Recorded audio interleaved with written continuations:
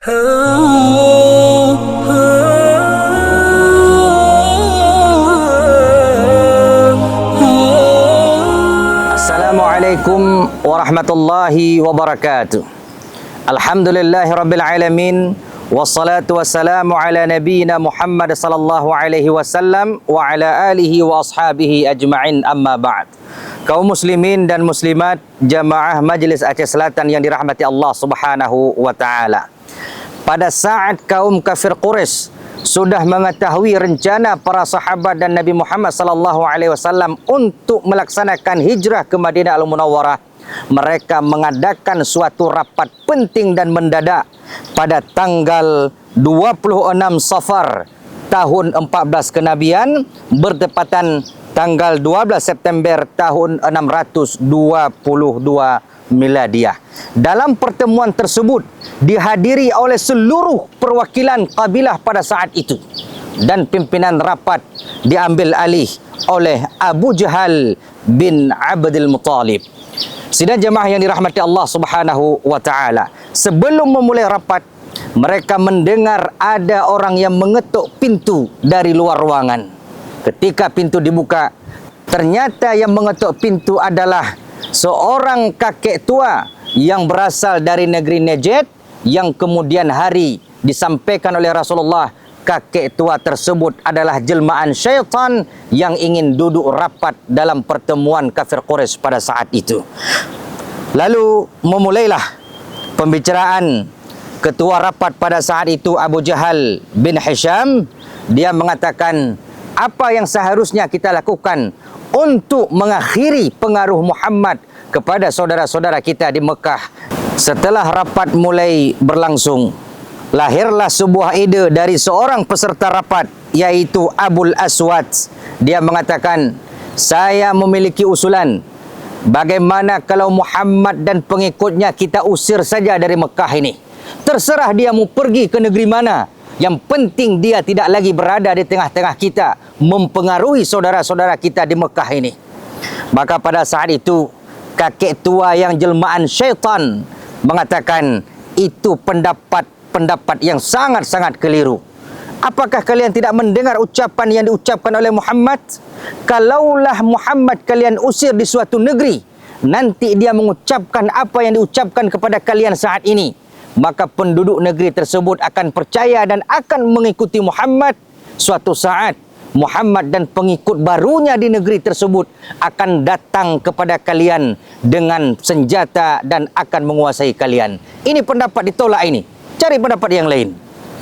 Maka seorang ketua kabilah yang lain yang bernama Abul Bakhtari, dia mengusulkan, menurut saya wahai ketua, Muhammad ini kita tangkap saja dan kita penjarakan, tidak kita beri makan, tidak kita beri minum, biarkan dia mati kelaparan sendiri di dalam penjara tersebut. Maka pada saat itu kakek tua ini mengatakan, ini pendapat justru lebih buruk daripada pendapat yang pertama.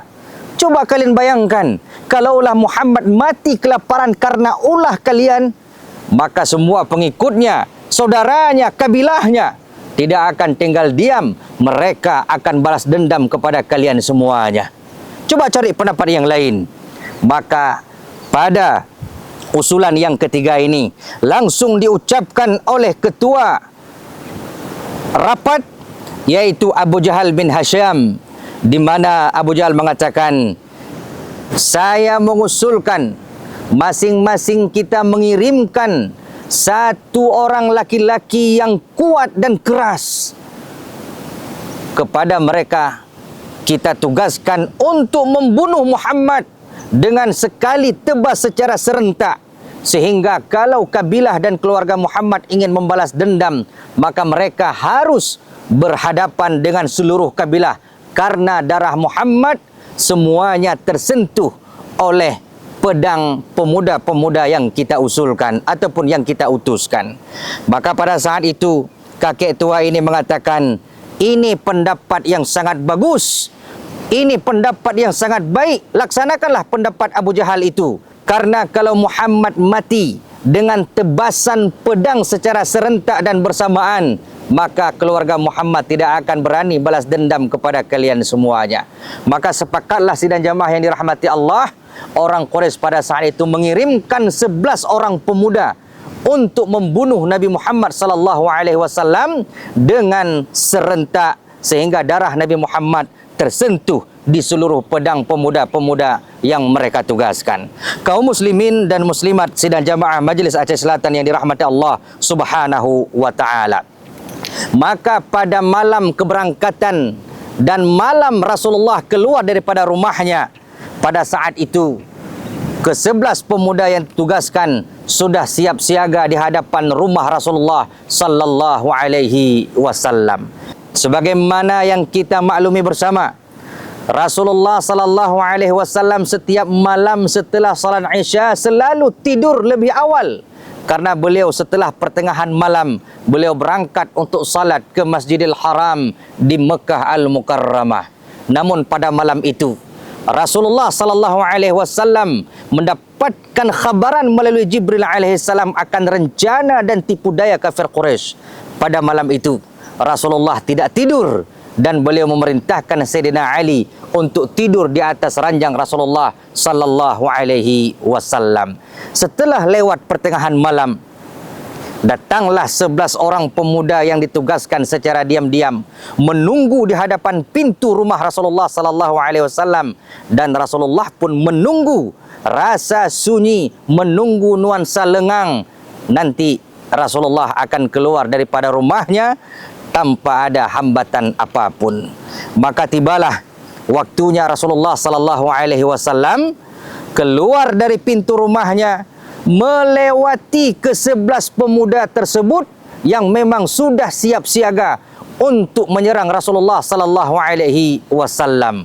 Dan pada saat Rasulullah keluar melalui dan melintasi ke-11 pemuda tersebut, Rasulullah membacakan ayat 9 daripada surat Yasin, wa ja'alna min baini aidihim, kami jadikan di hadapan mereka saddan, penghalang, wa min khalfihim saddan, di belakang mereka pun kami berikan penghalang, fa aghsyainahum fahum la yubsirun, sehingga mereka tidak bisa melihat ketika Rasulullah sallallahu alaihi wasallam melintasi berjalan di hadapan mereka. Maka sidang jemaah yang dirahmati Allah Subhanahu wa taala, setelah melewati intaian daripada 11 pemuda jahiliyah ini tadi, Rasulullah bergegas menuju ke rumah Abu Bakar Siddiq. Namun ke-11 pemuda yang masih berada di hadapan rumah Rasulullah sallallahu alaihi wasallam belum menyadari kalau Nabi Muhammad sudah keluar dari hadapan mereka. Sehingga ada seseorang yang bertanya kepada ke-11 pemuda ini, wahai kalian semuanya, apa yang kalian tunggu di hadapan rumah Muhammad ini? Pemuda ini menjawab, wahai fulan, kami menunggu Muhammad. Lalu orang ini menyampaikan, kalian sudah tertipu, kalian sudah lalai, kalian sudah lengah. Sesungguhnya Muhammad sudah melewati dan sudah keluar daripada rumahnya. Sidang jemaah yang dirahmati Allah Subhanahu wa taala, maka ke-11 pemuda ini sadar, langsung menerobos masuk ke rumah Rasulullah sallallahu alaihi wasallam, dan pada saat itu mereka melihat ada seorang laki-laki yang tidur di atas ranjang berselimut dengan selimut Rasulullah. Ketika dibuka selimut, ternyata itu adalah Sayyidina Ali karamallahu wajhah. Ketika ditanyakan kepada Ali, wahai Ali, di manakah Muhammad? Ali menjawab, la ilma li bihi, saya tidak mengetahui di mana Muhammad berada. Maka pada saat itu salah satu pemuda ini menampar Sayyidina Ali dengan tamparan yang begitu keras, dan alhamdulillahirabbil alamin, detik-detik dan saat-saat Rasulullah meninggalkan rumahnya melewati intaian pemuda Quraisy dijaga dan dilindungi oleh Allah Subhanahu wa taala. Dan ini juga yang bisa kita amalkan kalau ada bahaya yang menghadang, kalau ada sesuatu yang kita takuti. Jangan lupa membaca ayat 9 daripada surat Yasin, wa ja'alna min baini aidihim saddan wa min khalfihim saddan fa aghsyainahum fahum la yubsirun. Shadaqallahul azim. Assalamualaikum warahmatullahi wabarakatuh.